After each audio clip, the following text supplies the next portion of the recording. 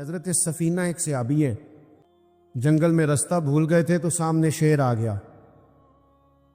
تو شیر نے جب منہ کھولا تو پتہ ہے حضرت سفینہ کی زبان سے کیا نکلا؟ کہنے لگے او شیر ذرا خیال کرنا میں رسول اللہ کا غلام ہوں. اس مقام پہ بھی یہی نکل رہا ہے کہ میں نبی پاک کا غلام ہوں.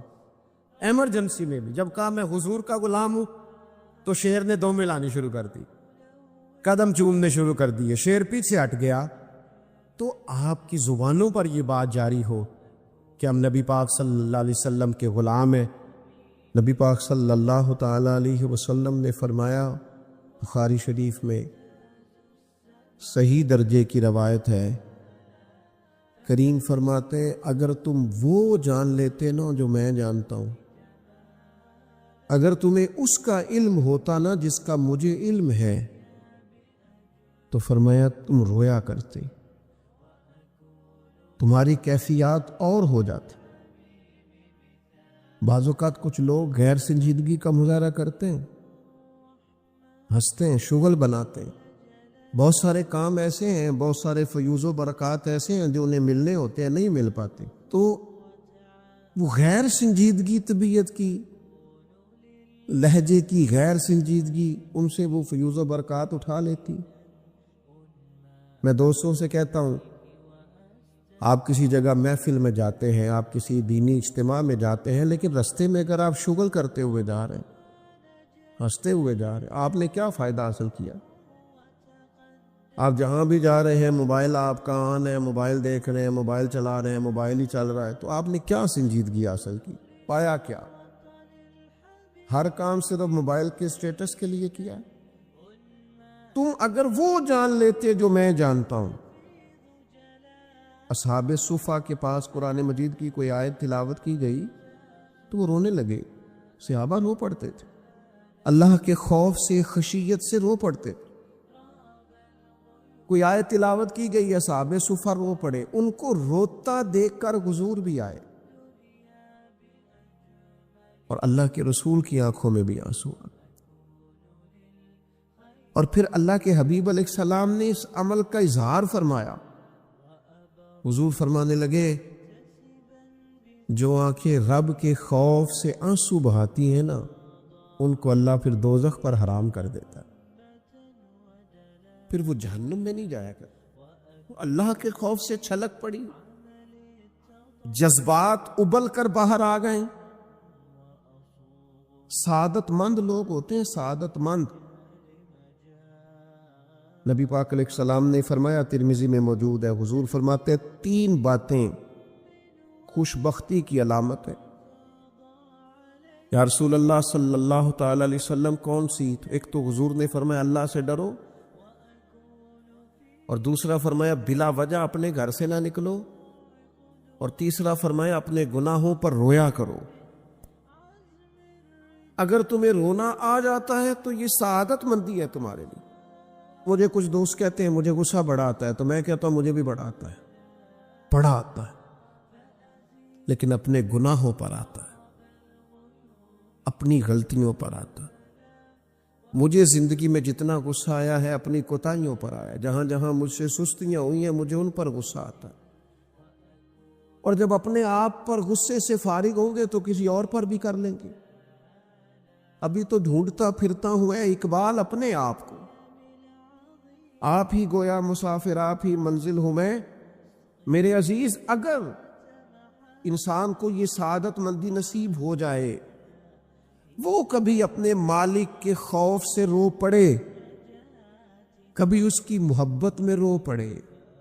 مجھے بتائیں نا، بچہ جب رو ہی پڑتا ہے تو پھر اماں سارے کام چھوڑ کے متوجہ ہو جاتی. لوگ کہتے ہیں وہ میرے پاس آیا تھا تو بس رو ہی پڑا تھا، تو پھر میں کیا کرتا؟ وہ رو ہی پڑا ہے تو معاملہ ختم ہو گیا. بچے کی شدید غلطی پر اسے ڈانٹا تھا پر وہ رو پڑا، نرم ہو گیا دل ماں کا، باپ کا، چچا کا، بڑوں کا، چونکہ وہ رو پڑا ہے. عزیز بھائی، جب تو بھی رب کی بارگاہ میں رو ہی پڑے گا نا، جب تو اس کی خشیت سے ٹوٹ ہی جائے گا، جب اس کے حضور آ کے عرض کرے گا نا مالک میں کہاں جاؤں تیری بارگاہ میں نہ ہوں، کہاں جاؤں؟ اعلیٰ حضرت بریلوی رحمۃ اللہ علیہ کے والد تھے، بڑے درد سے دعا کرتے تو لوگ ان سے دعائیں کرایا کرتے تھے، اور عجیب سے نا دعا کے اندر محو ہو جاتے تھے۔ اپنے لفظوں میں بات کروں تو بڑی کھوب کے دعا کر دے سن، اے بعض بندے رٹیاں رٹائیاں دعاواں کر دیں، بس وہ ٹھیک ہے، ہاتھ اٹھا دیے جو مولانا صاحب کہیں گے ہم بھی، وہ بڑے محو ہو کے دعا کرتے تھے۔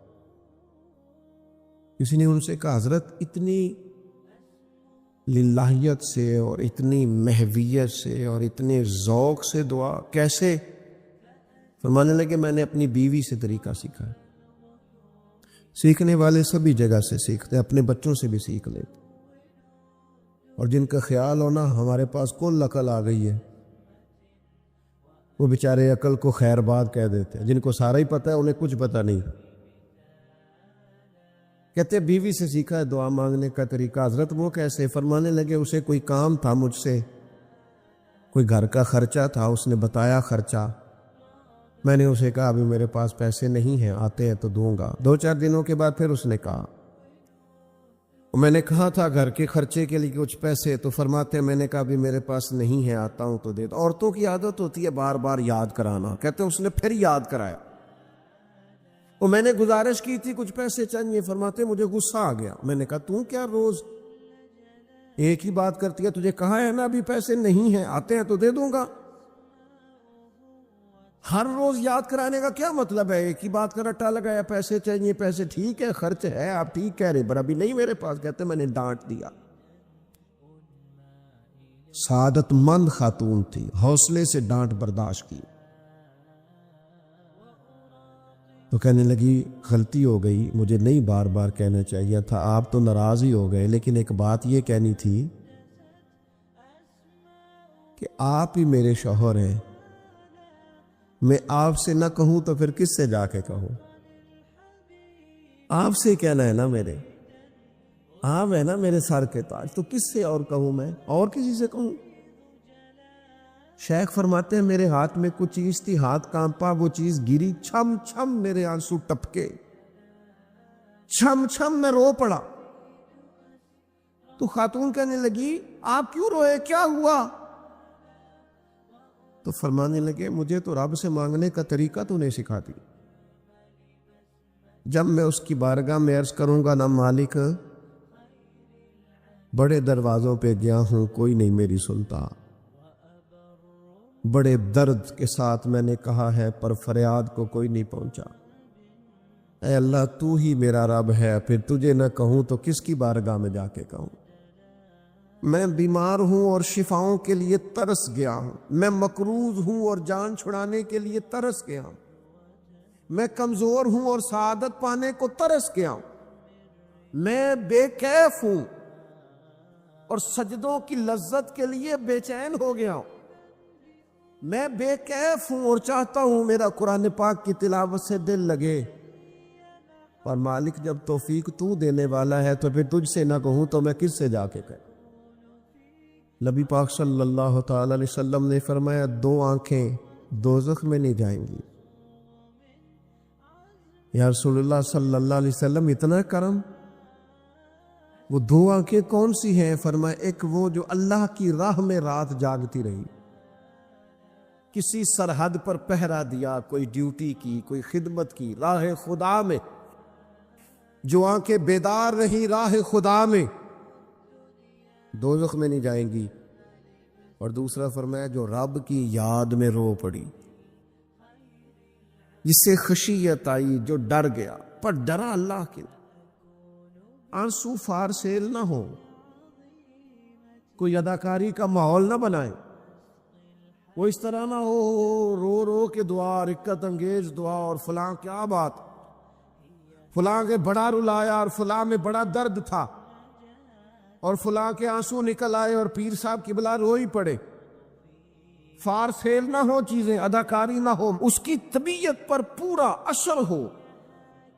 اور جب خشیت کے ساتھ وجود کانپتا ہے، وہ کسی نے کہا تھا کہ آنسو قربت کا سبب ہوتے ہیں،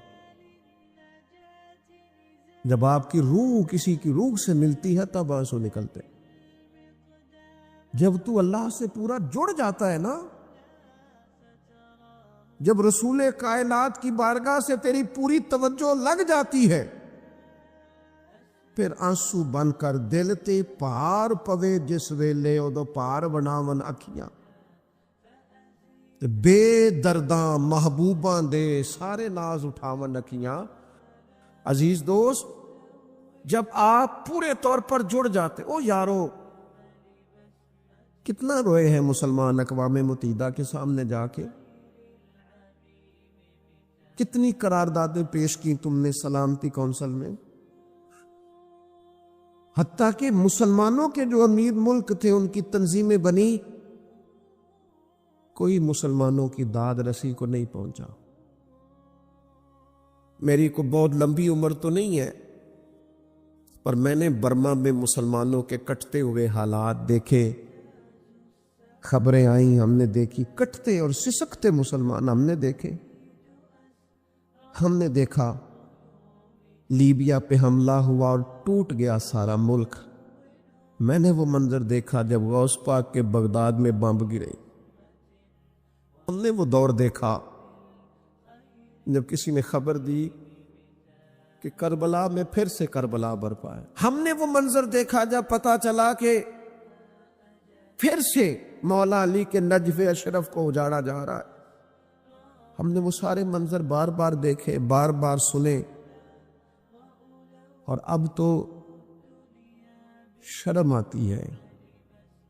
میرا دل کرتا ہے میں فلسطین کا نام نہ لیا کروں، شرم آتی. یہ کوئی ہماری تقریروں کے موضوع ہے؟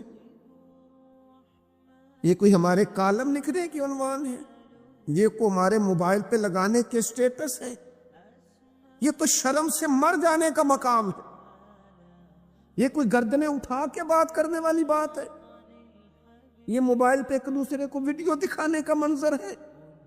رمضانوں میں، شاموں میں اپنے اپنے بچوں کو سینوں سے لگا کے افطاریاں کرانے والوں، اور بچوں سے پوچھنے والوں کہ پتر تو کی کھانا ہے، اس سے پوچھ لے اس کی مرضی کیا ہے.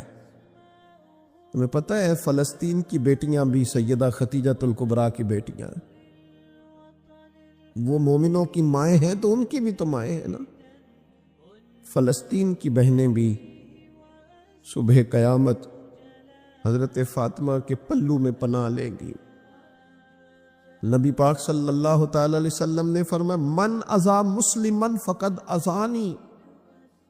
میں کیسے وہ بات آپ کے دلوں تک اتاروں کہ حضور نے فرمایا جب میرے مسلمان کو تکلیف ہوتی ہے تو مجھے تکلیف ہوتی ہے، مجھے درد ہوتا ہے.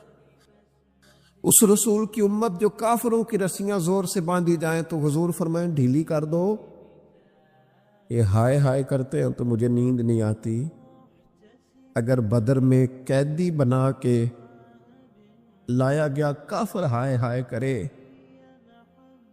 تو حضور کو نیند نہیں آتی، تو مجھے بتاؤ کہ فلسطین کی بیٹیاں ہائے ہائے کرتی ہیں تو گنبد خضرا میں محبوب کو آرام ہے؟ میرے عزیز، بے حسی کی زندگی، چھوٹے موٹے بیانات، تو بھی کہہ دے تو بھی کہہ دے، تھوڑا سا فلانے کا بیان نہیں آیا، کیا کرنا ہے بیان دے کے، کیا بات کرنی ہے تذکرہ کر کے. دوستو آؤ، رو کے دیکھ لیا ساری دنیا کے سامنے، کچھ رب کے سامنے رو کے نہ دیکھ لیں. اب اسے کہیں نا، اب حضور کی بارگاہ میں عرض کر کے نہ دیکھ لے کہ تجھ سے فریاد ہے اے گنبد خضرا والے، اب کعبے والوں کو ستاتے ہیں کلیسا والے.